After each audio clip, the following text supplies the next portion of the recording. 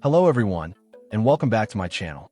Today, I'm going to test this old electric kettle to see whether it still works. First, I plug the heating base into a power outlet to provide power to the system.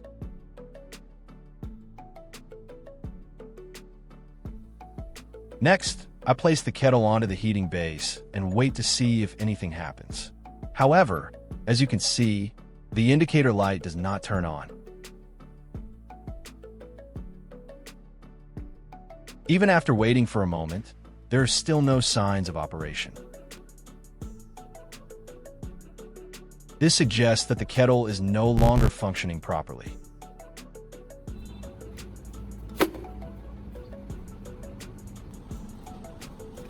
But instead of throwing it away, I want to see if I can give it a second life by rebuilding it into something new. So in today's video, I'll be taking this broken electric kettle apart and transforming it into a completely redesigned version. First, I remove the outer plastic housing to examine the internal structure and identify which components can still be reused.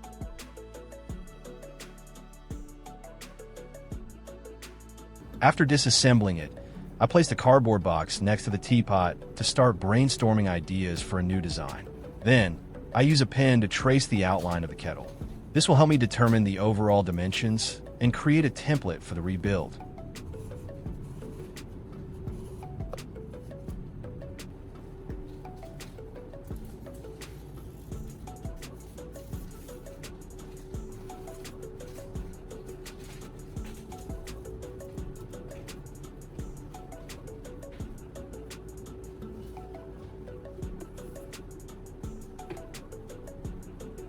After completing the measurements and markings, I use a cutting tool to cut along the lines I drew earlier.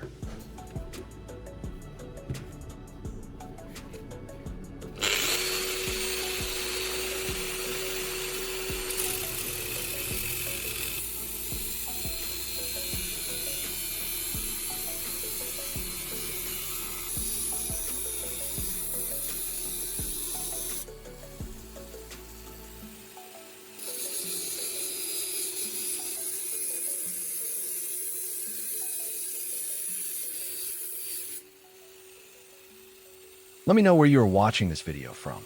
Don't forget to comment the country you are currently living in down below. I'm really curious to see which parts of the world my videos are being watched from.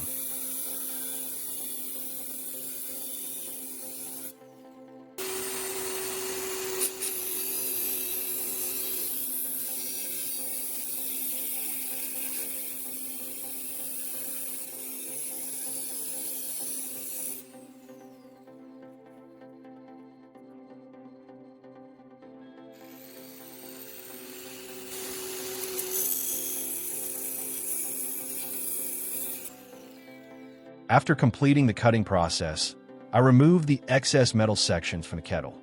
Next, I use a metal file to smooth the edges around the cut sections. This helps eliminate sharp edges and creates a cleaner, more uniform finish. It also reduces the risk of injury when handling the metal parts.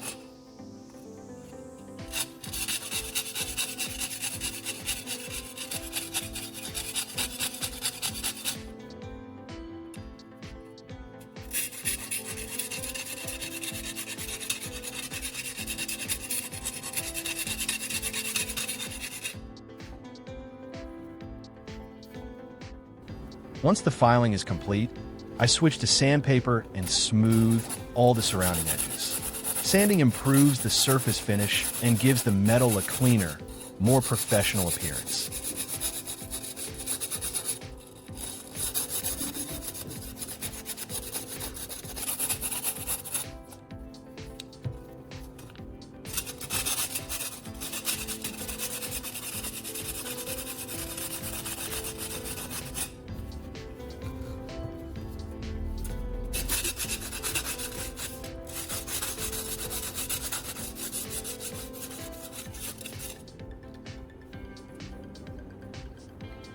With the body prepared, I use a paper towel to wipe the inside of the kettle, removing any metal dust and debris left behind from the cutting and filing process.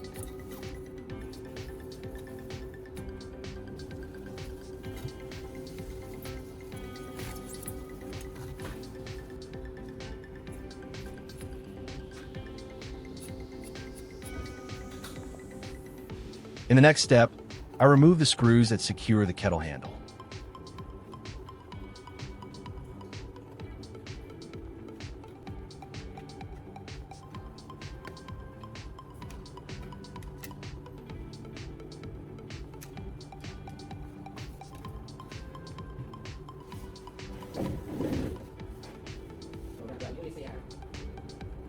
Once the screws are removed, I can separate the outer components and inspect the internal structure more closely. After that, I disassemble the outer cover of the handle assembly. Next, I spray a small amount of RP7 inside the assembly. Finally, I use a paper towel to thoroughly clean the inside, removing both the dirt and any excess WD-40. The lubricant helps loosen dirt, remove light oxidation, and improve the movement of any mechanical components.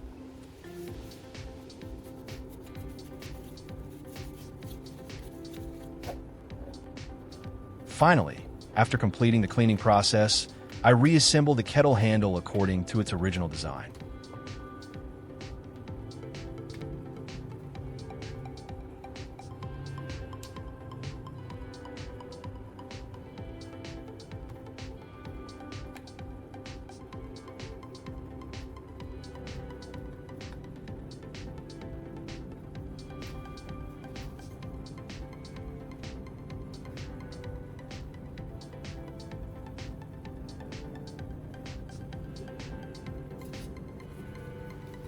Next, I move on to the bottom section of the kettle. First, I spray a small amount of RP7 onto the 3 screws located underneath. Since these screws have been exposed to moisture and long-term use, the lubricant helps loosen them and makes removal much easier. After that, I use a screwdriver to remove the 3 screws one by one.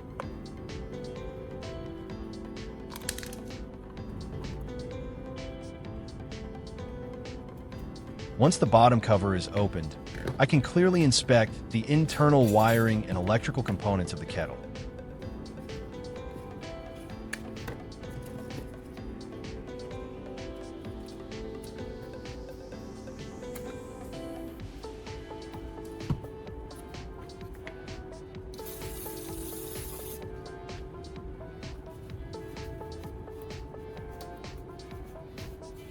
Before making any modifications, I use a cloth to clean the bottom cover and remove accumulated dust, grease, and debris.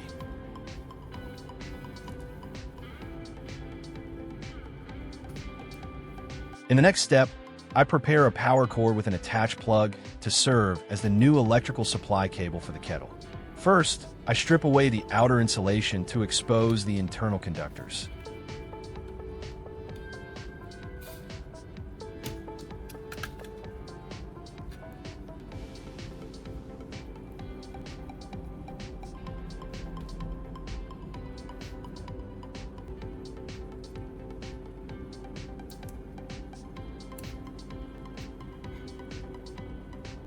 Then, I remove the insulation from the ends of the 2 smaller wires to reveal the copper cores.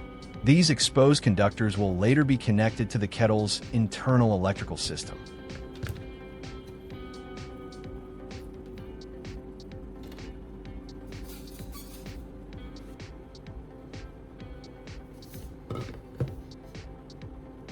Next, I apply a small amount of soldering flux to the exposed copper strands.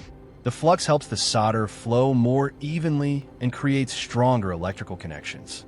Once everything is prepared, I use a soldering iron to coat both wire ends with a thin layer of solder.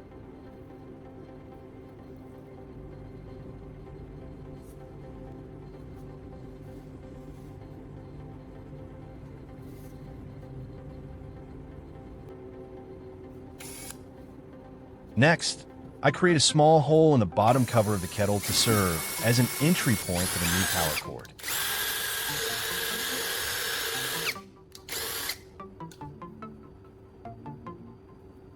Once the hole is finished, I feed the power cord through it and adjust the cable length to suit the assembly process. Next, I slide 2 pieces of heat shrink tubing onto the wires before making any electrical connections.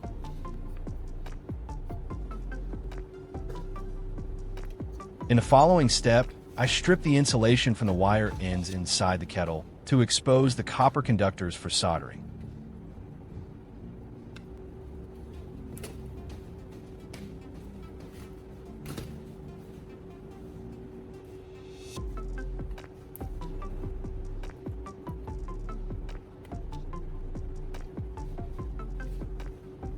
To make the soldering process easier, I use a wooden clamp to hold the wire securely in place. This prevents movement during soldering and helps create cleaner and stronger joints.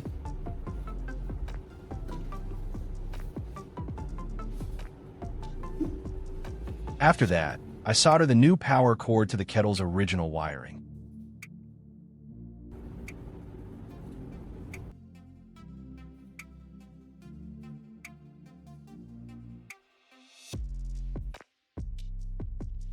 I then repeat the same process for the second wire until both electrical connections are completed.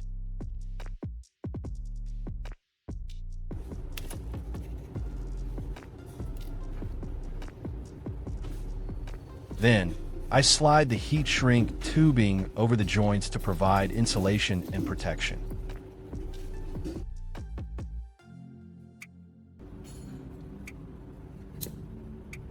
Next, I use a lighter to heat the heat shrink tubing.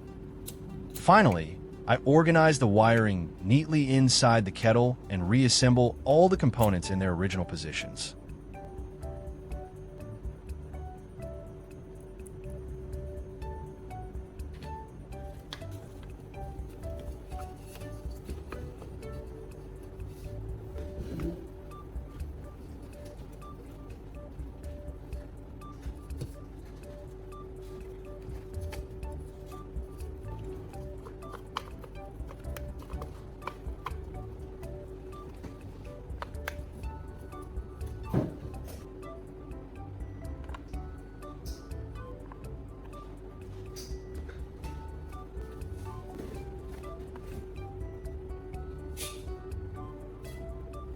At this stage, the electrical wiring modification is complete and the kettle is ready for the next phase of the rebuild. With the wiring completed, it's now time to put the kettle to a real-world test. First, I fill the kettle with an appropriate amount of water.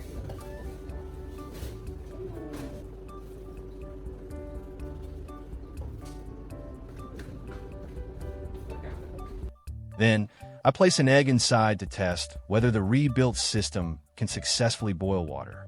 Next, I plug the kettle into the power outlet and begin the heating process.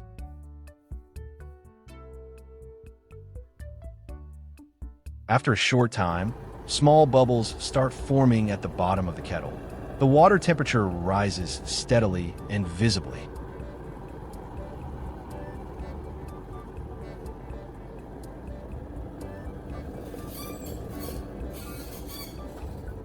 Before long, the water reaches a full boil.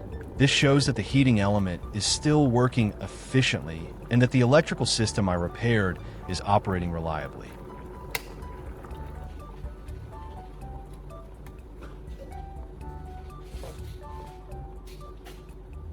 The egg is successfully boiled as well, proving that the kettle has returned to normal working condition. It's hard to believe that a kettle once considered unusable can be brought back to life with a bit of cleaning, repair work, and creativity. If you enjoyed this video, don't forget to leave a like and subscribe to the channel. Your support motivates me to continue creating more restoration and DIY projects in the future.